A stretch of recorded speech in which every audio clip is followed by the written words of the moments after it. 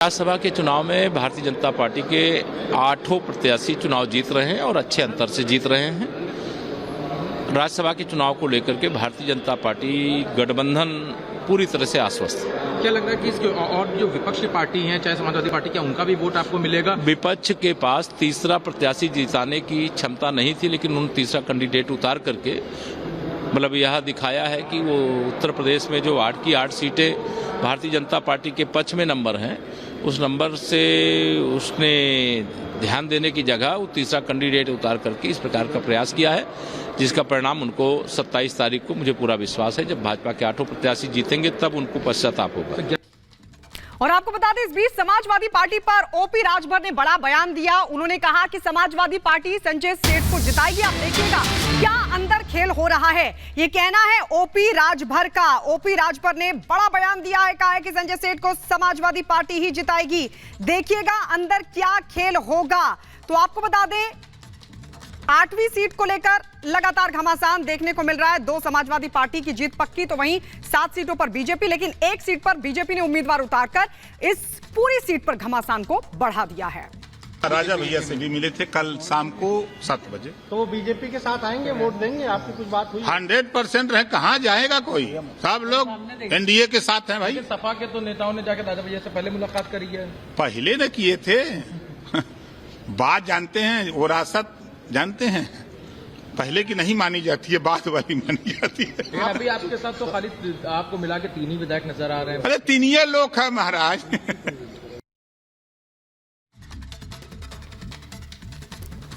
और राज्यसभा चुनाव को लेकर राजा भैया ने बड़ा ऐलान कर दिया है। राजा भैया कह रहे हैं कि भारतीय जनता पार्टी के साथ हूं।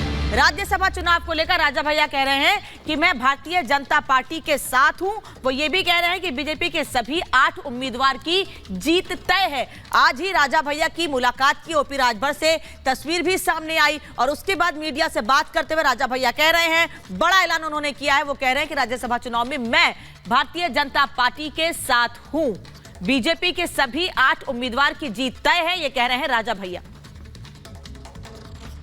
जनसत्ता दल भारतीय जनता पार्टी के साथ है, मतदान करें।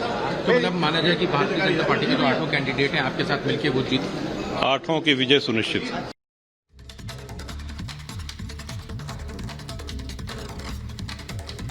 तो कल मतदान होने वाला है, इस बीच सब अपने अपने दावे कर रहे हैं और हमारे सहयोगी अजय दुबे इस वक्त हमारे साथ जुड़ गए हैं। जानते हैं उनसे लखनऊ में क्या हालचाल है।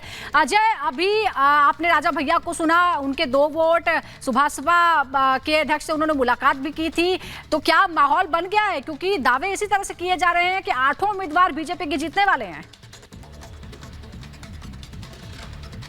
बिल्कुल, जो इनकी तरफ से बयान आया है रघुराज राजा भैया की तरफ से, उन्होंने भी स्पष्ट कर दिया कि बीजेपी के साथ जाएंगे और निश्चय ही समाजवादी पार्टी जोरदार बैकफुट पर इस पूरे मामले में दिखाई दे रही है। डिनर डिप्लोमेसी, इस स्टेप पर अब ये उत्तर प्रदेश की राजनीति बढ़ती दिख रही है। आज रात में एक तरफ एनडीए के तमाम जो विधायक हैं उनको मुख्यमंत्री की तरफ से डिनर है, तो वहीं अखिलेश यादव ने भी समाजवादी पार्टी कार्यालय में अपने विधायकों के लिए डिनर रखना है। कोशिश है अखिलेश यादव की तरफ से कि इनको जोड़कर रखें और सपा में टूट होगी, ये बात ओम प्रकाश राजभर कई बार कह चुके हैं। ये बात जो बीजेपी के बड़े नेता है वो भी कह रहे हैं। और अब रितेश पांडे ने जब ज्वाइन कर लिया है बसपा के सांसद ने बीजेपी, तो उनके पिताजी जो कि सपा से विधायक है, उनके टूटना लगभग तय है। पल्लवी पटेल जो कह चुकी है कि मैं सपा के पक्ष में वोट नहीं दूंगी, उनका जो कि पार्टी अलग है पर सिंबल सपा से है। बिल्कुल अजय, लेकिन कल हमें देखना होगा कि किसके दावों में कितनी सच्चाई है और जो समीकरण है, अंतिम समीकरण जो वोटों की गिनती है, वो किसके हक में बैठती है। बहुत बहुत शुक्रिया फिलहाल आपका जानकारी देने के लिए। इस बीच एक और बड़ी खबर बताते हैं, हिंदू पक्ष की बड़ी जीत की बात करते हैं।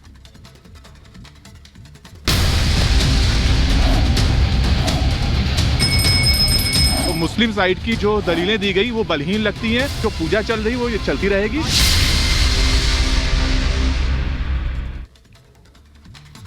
आज इलाहाबाद हाई कोर्ट में हिंदू पक्ष की फिर से एक बार जीत हुई है। उत्तर प्रदेश के वाराणसी में ज्ञानवापी परिसर में पूजा करने की अनुमति जारी रहेगी। इलाहाबाद हाई कोर्ट ने वाराणसी जिला अदालत के फैसले को बरकरार रखा है, उस पर रोक लगाने से इनकार कर दिया है। यानी ज्ञानवापी के व्यासी परिसर में लगातार पूजा जारी रहेगी। मुस्लिम पक्ष ने जो उसे रोकने की याचिका लगाई थी उसे खारिज कर दिया है।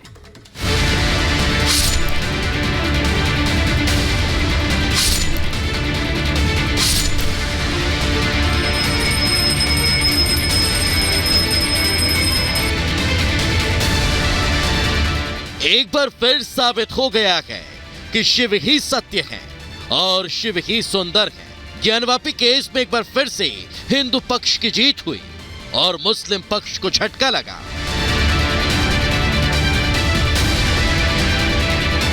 अपार खुशी हो रही है। डाउट तो बिल्कुल था ही नहीं मन में कि ये अब बंद होगा, क्योंकि पूजा पाठ तो शुरू हो ही चुका था।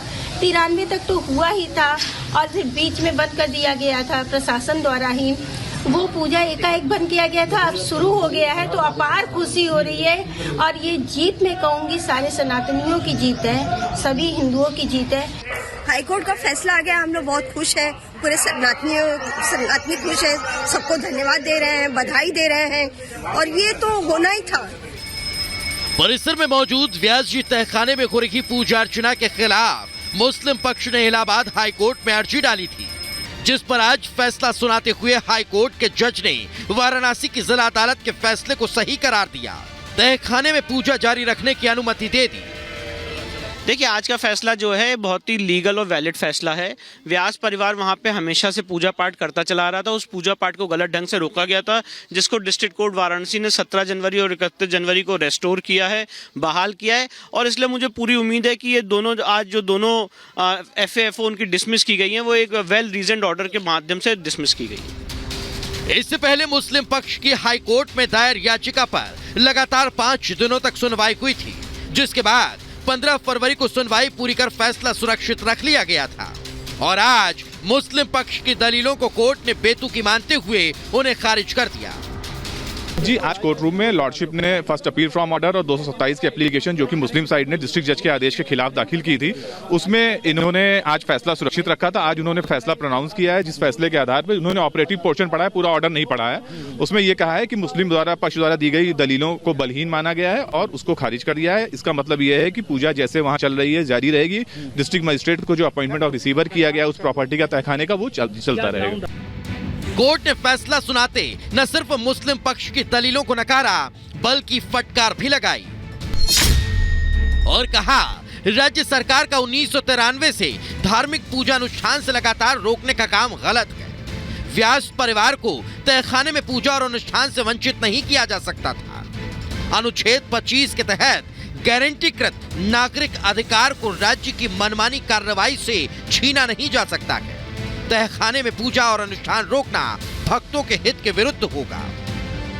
इलाहाबाद हाईकोर्ट से झटका लगने के बाद माना जा रहा है कि अंजुमन इंतजामिया कमेटी फैसले को सुप्रीम कोर्ट में चैलेंज करेगी। इसे लेकर भी हिंदू पक्ष ने तैयारी पूरी कर ली है।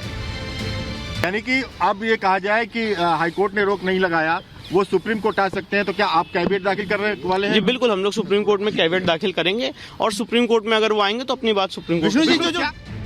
अब आगे देखना होगा कि हाई कोर्ट में पटखनी के बाद मुस्लिम पक्ष सुप्रीम कोर्ट का दरवाजा खटखटाता है या फिर वहां पर भी अपनी बेतुकी दलील से मुंह की खाता है। Bureau report, Republic Bharat.